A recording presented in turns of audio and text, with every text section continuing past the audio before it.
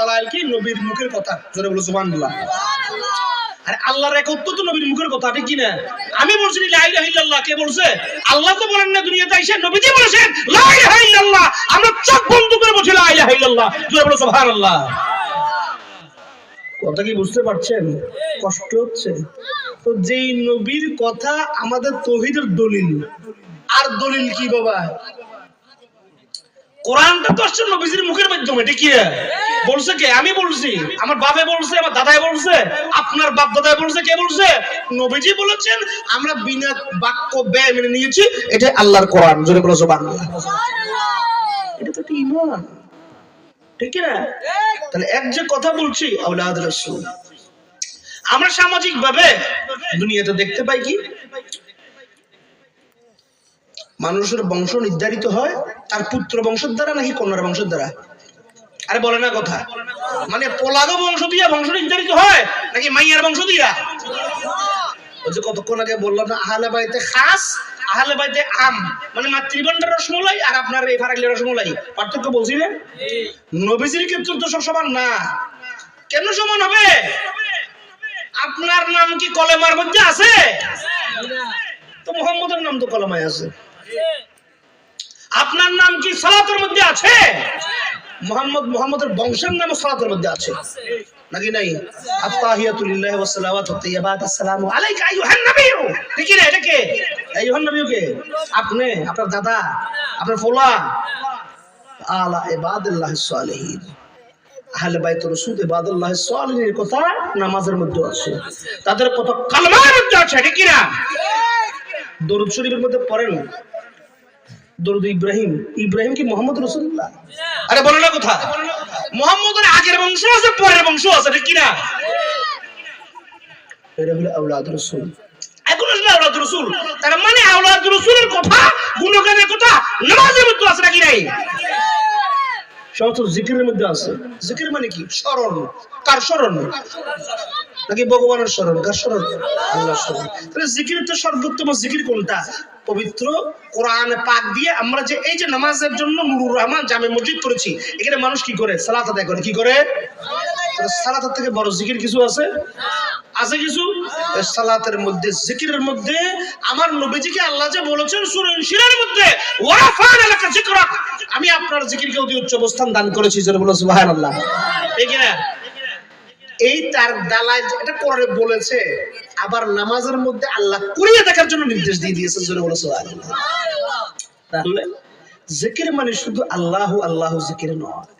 জিকির মানে যারা আল্লাহর সাথে তোমাকে সম্পৃক্ততাকারী, আল্লাহর সাথে তোমাকে সম্পর্ককারী, তাদের নাম ইয়াদ করাও জিকির। জোরে বলো সুবহানাল্লাহ। আওলাদ রাসূলের কথা বলছি। তাহলে আমরা পেলাম যে নবী এবং নবীর বংশধর আওলাদ রাসূলের জিকির করা আমাদের জন্য ইবাদত, ঠিক কি না? কেমনে ইবাদত? হজে যান না? জাননি? হজের মধ্যে সাফা মারওয়া পাহাড়ের মধ্যে যে দৌড়ান, সাই কয়টা, ঠিক কি না? এটা কি? এটা কি বাবা বলেন না? আরে সাই মানে হলো সাফা এবং মারওয়া দুটো পাহাড়ের মাঝখানে দৌড়াদৌড়ি করা। কি করা? কেন করেন? কিছু হারায় গেছে জন্য দোকান? কি জন্য? আল্লাহর হুকুম। কি? আরে কেন আল্লাহর হুকুম বলেন না? কার হুকুম? আল্লাহর হুকুম। কার হুকুম? আল্লাহর হুকুম। কেন দৌড়ান? আল্লাহর হুকুম। আরে কথা আছে কিছু? সব কেনর মানে আছে, কিন্তু কেন কারণও তো আছে। আল্লাহ পাক তার ইতিহাস আমাদেরকে বলেছেন, ঠিক কি না? আল্লাহ পাক কোরআনের মধ্যে ইরশাদ করেছেন, ইন্নাস সাফা ওয়াল মারওয়া মিন শাআইরিল্লাহ, নিশ্চয় সাফা এবং মারওয়া পাহাড় হলো আল্লাহর নিদর্শন। জোরে বলো সুবহানাল্লাহ।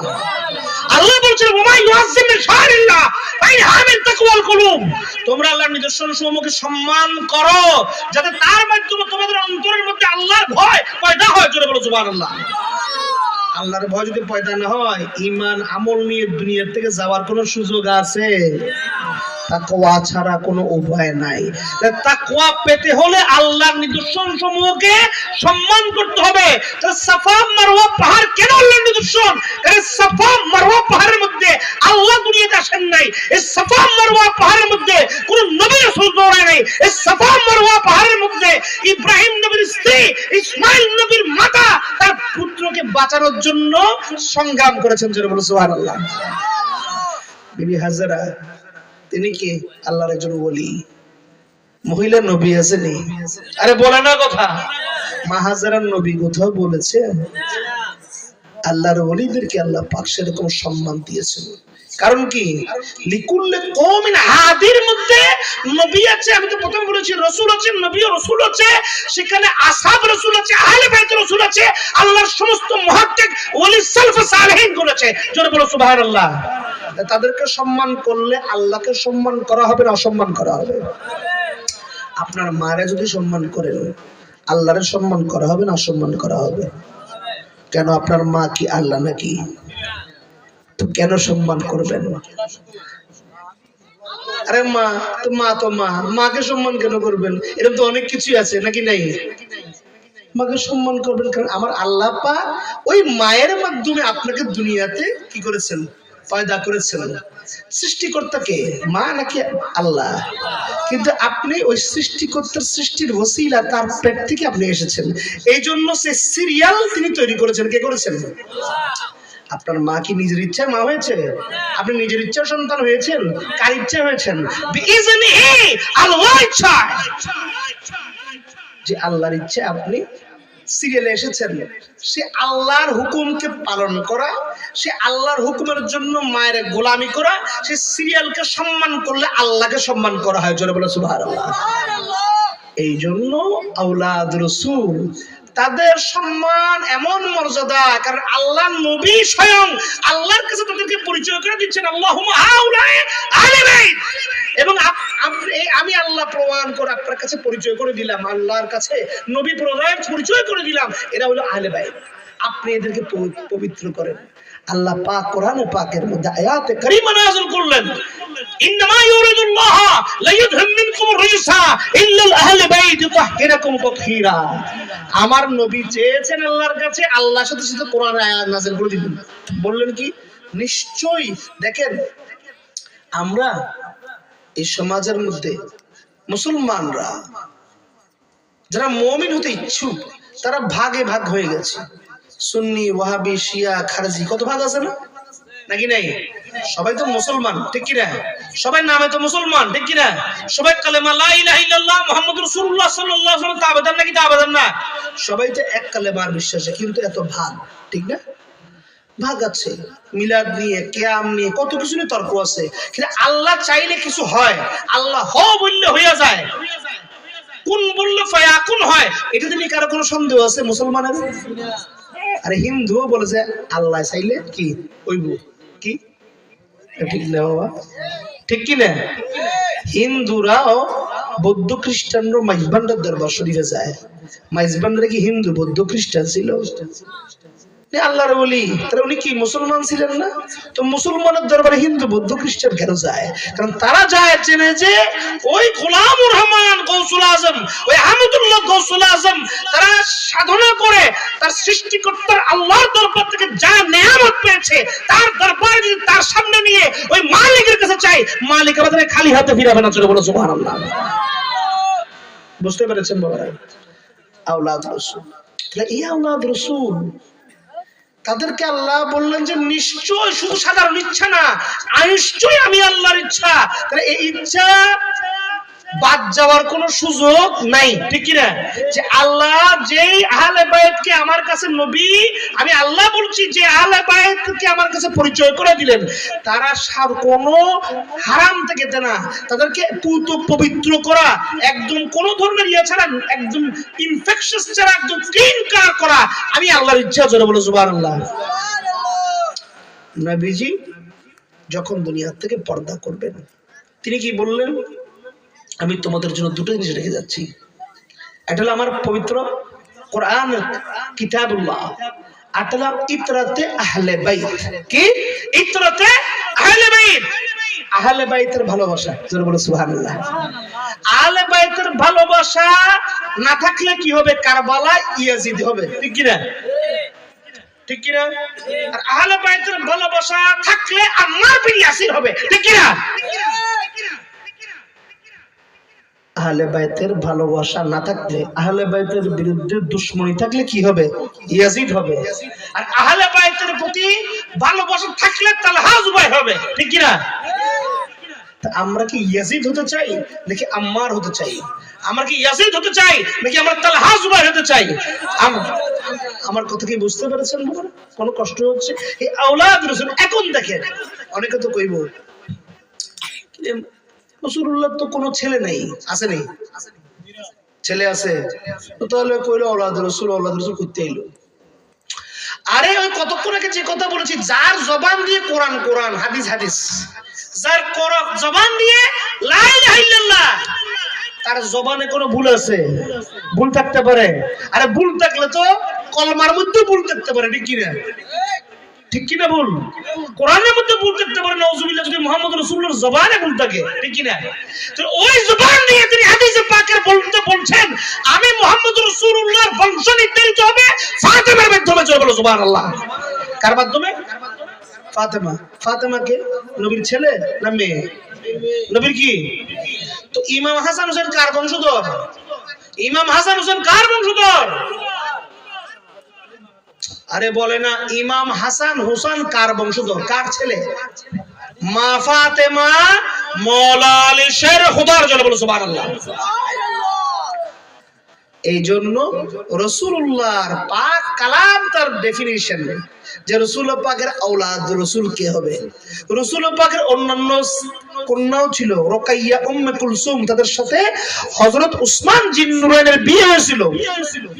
তাদেরকে নূর বলেছে, কিন্তু তার বংশকে আহলে বাইত খাস বলা হয় নাই।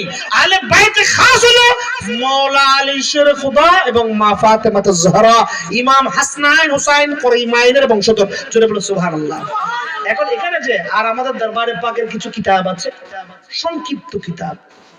মুনাওয়ার মানে নূর হওয়া, এই যে নূরুর রহমান।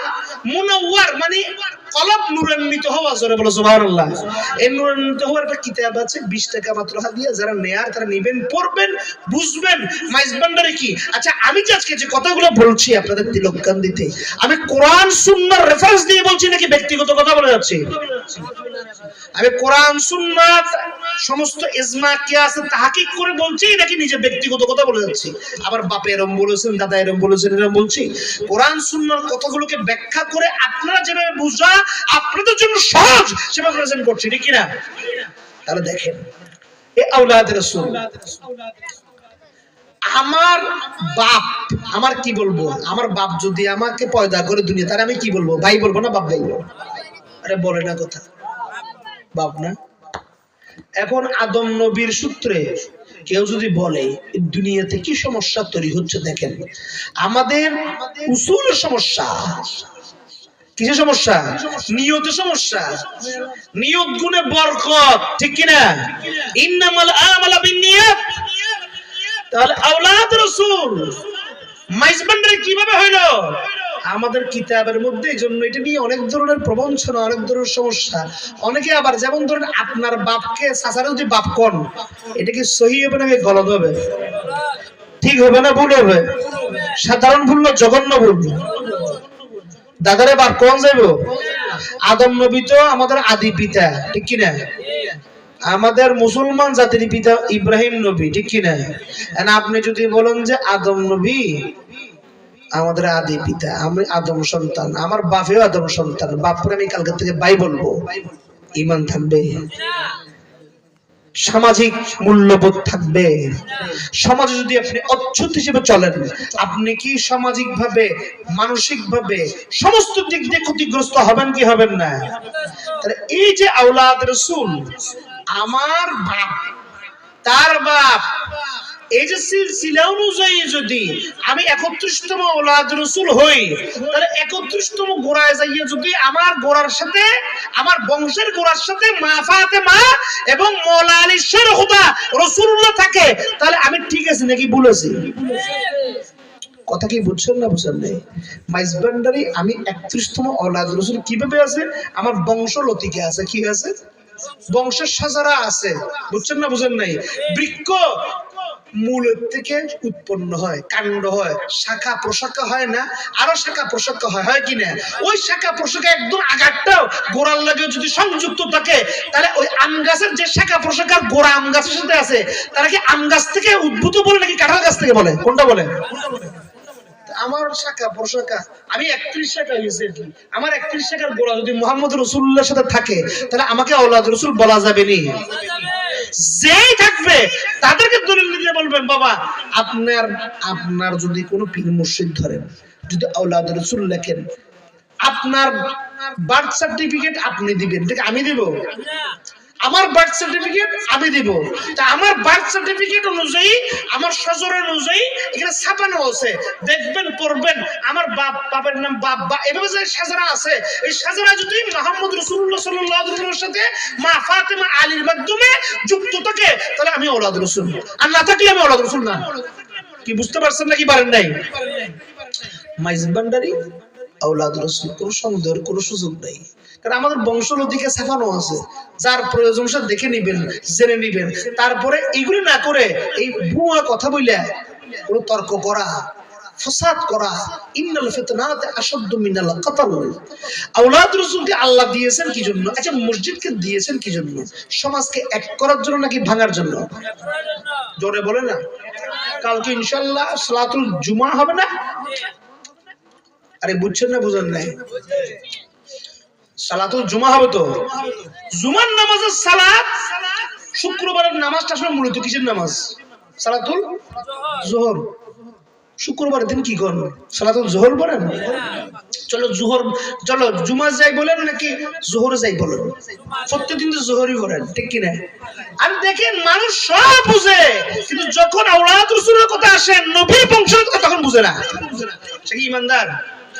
আরে প্রতি সপ্তাহে একদিনকে আল্লাহ হুকুম করছে, ওই জোহর না, ওটা কি বলতে হবে? জোহরের জায়গায় জুমা বলতে হবে। আরে জোহরের নামাজ যদি তোমার 3 বার বাদ যায়, তোমার ঈমান যাবে না। কিন্তু নবীজি বলেছে, যদি পরপর কোনো কারণ ছাড়া কোনো ব্যক্তি কোনো কারণ ছাড়া যদি 3 জুমা তরক করে, আমি মুহাম্মদ রাসূলুল্লাহ জানি না সে ঈমান নিয়ে গেল কিনা দুনিয়া থেকে। জোরে বলো নাউজুবিল্লাহ। তার মানে সাধারণ দিনের জোহরের নামাজ সেটাও ফরজ, জুমাও ফরজ, সবগুলোর গ্রেড কি একই? বুঝতে হবে। তেমনি ভাবে নবীর ঘরের বাসিন্দা হইল, সব বাসিন্দার গ্রেড সম্মান একই নয়।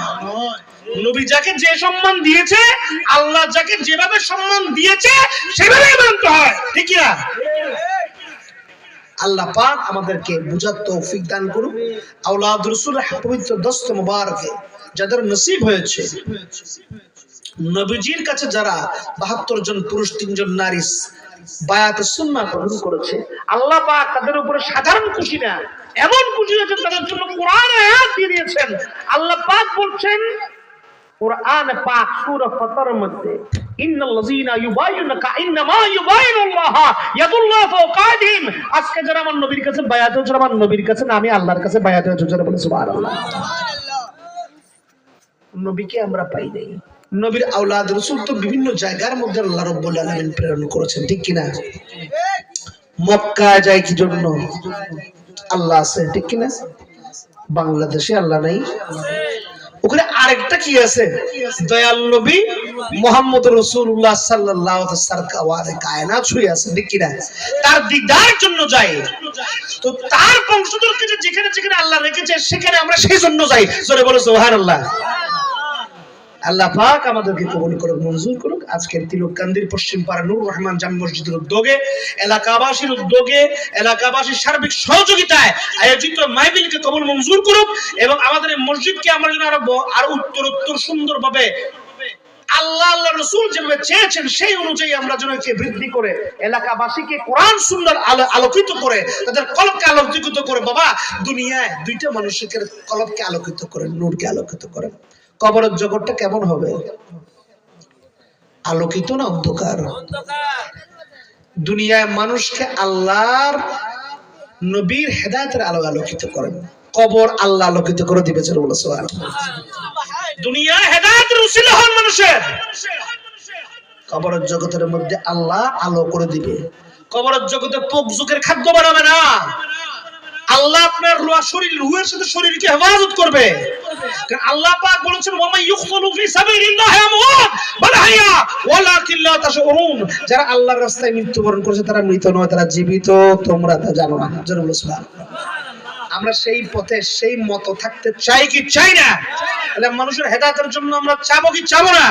মানুষের হেদায়েতের জন্য নিজের টাকা পয়সা শ্রম এগুলোকে বিনিয়োগ করবো কি করবো না?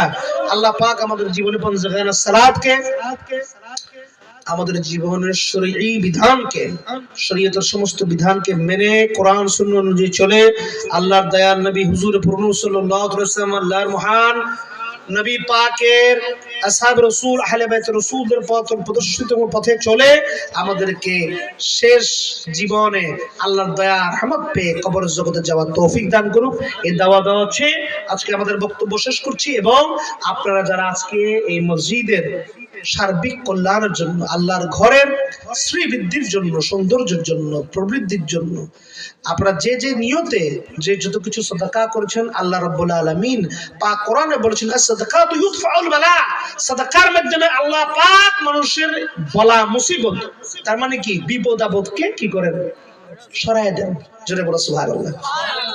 আল্লাহ যেন আমাদের বিপদ আপদকে মুক্ত করে এলাকার মধ্যে রহমানের নূরের এই মসজিদের মাধ্যমে আমাদের কলবকে সেভাবে পরিচালিত করুক, এলাকাবাসীর মধ্যে শান্তি স্থাপন করুক, এলাকাবাসীর মধ্যে সম্প্রীতি। কারণ কি সম্প্রীতি লাগে না বাবা? এই জুমার দিনের সবচেয়ে বড় জিনিস হলো, জামাতের সবচেয়ে বড় ফাজাইল হলো মুসলমানরা একসাথে এসে ওয়াতাসিমু বিহাবলিল্লাহি জামিআন ওয়ালা তাফাররাকু, আল্লাহর রশিকে মজবুত করে ধরো, তোমরা পৃথক হয়ো না। আমার আল্লাহ চাচ্ছেন মসজিদের মধ্যে মানুষ এক হোক, সমাজ এক হোক। আমার সাথে তার মতের পার্থক্য আছে, কিন্তু আমি যখন মসজিদের মধ্যে যাই একসাথে, ঠিক কিনা? সুন্দর নাকি অসুন্দর? আর জোরে বলেন না কথা, সুন্দর না সুন্দর? 10 জনের 10 মত, 20 জনের 20 মত, 500 জনের 500 মত, কিন্তু যখন আল্লাহু আকবার আল্লাহু আকবার আল্লাহর ডাক এসেছে তখন সবাই কি একতাদাই তবে হাজাল ইমাম করে একমত। জোরে বলো সুবহানাল্লাহ। এটা ইসলামের সৌন্দর্য, বিউটি অফ ইসলাম। এই জন্য রামচন্দ্রপুর, রামকৃষ্ণপুর, যেখানের মধ্যে হিন্দু ধর্মের মধ্যে জাত পার্থক্য আছে, ব্রাহ্মণ ক্ষত্রিয় শূদ্র হরিজন বিভিন্ন পার্থক্য আছে, ইসলামের মধ্যে কোনো পার্থক্যের ব্যবস্থা আল্লাহ রাসূল রাখেন নাই, ঠিক না? এই জন্য হাজার হাজার লক্ষ লক্ষ রামচন্দ্রপুরী, রামকৃষ্ণপুরী সবাই এসেছেন কি ইসলামের ছায়া তলে, যে ছায়ার মধ্যে আল্লাহর দয়া রহমত, নবীর রহমতুল আলামিনের ছায়া, নবীর আসহাব রাসূল আহলে বাইত রাসূলের ছায়া, নবীর পরবর্তী নবী کرامের দয়া রহমত আছে। সের মধ্যে এসে মানুষ নিজেকে বিলীন করে দিয়ে ইসলামের মধ্যে দাখিল হয়েছে। আল্লাহ পাক সেই ইসলামের সৌন্দর্য আমাদেরকে তাহাকিক করে, আমাদেরকে বুঝে, পীর মুর্শিদ ধরে এই কথাগুলোই আমরা বুঝতেছি না। আমরা কোরআন হাদিস বুঝতেছি, কিন্তু কোরআন হাদিস যেভাবে ওমর ফারুককে কোরআনের আয়াত তাকে হেদায়েত করতে পারে না, কিন্তু নবীর একটা দর্শন তাকে কি করেছে? হেদায়েত করে তাকে ওই মুহূর্তের মধ্যে অমুসলমান থেকে মুসলমানে দাখিল করেছে। সুবহানাল্লাহ। আল্লাহ পাক আমাদেরকে সেই ধরনের হাদির কাছে আমাদের তৌফিক দান করুন, যাতে আমরা বায়াতে সুন্নাহ গ্রহণ করি, ইসলামের পথে থাকি এবং মাতা পিতার প্রতি খেদমত যাদের আছে, বড় নিয়ামত বাবা দুনিয়া থেকে চলে গেলে কি আর পাবেন? তখন কানবেন কবরের জগতে যাইয়া, তাদের কবরের পাশে যাইয়া, হ্যাঁ সেটা দয়া রহমত তারা পাবে, সাদাকাত পাবে, কিন্তু সামনে থাকলে যে খেদমত করতে পারবেন এটা পারবেন না। এগুলো মিস করবেন না। এগুলো অনন্য নিয়ামত। এলাকার জন্য, উন্নয়নের জন্য মানুষ চুরিধারি করতেছে, তাদেরকে তাদের পরিবর্তনের জন্য কাজ করবেন। এগুলোর জন্য সমাজ কি হবে? স্টেবল হবে। সমাজ স্টেবল হলে মানুষ শান্তি পাবে। মানুষ শান্তি পেলে খুশি হয় কে? একটু বুঝলে হবে। আমরা আল্লাহর খুশি চাই কি চাই না? চাইলে আমরা সুন্দরভাবে এফোর্ট দিয়ে আমরা এই কাজ করব এবং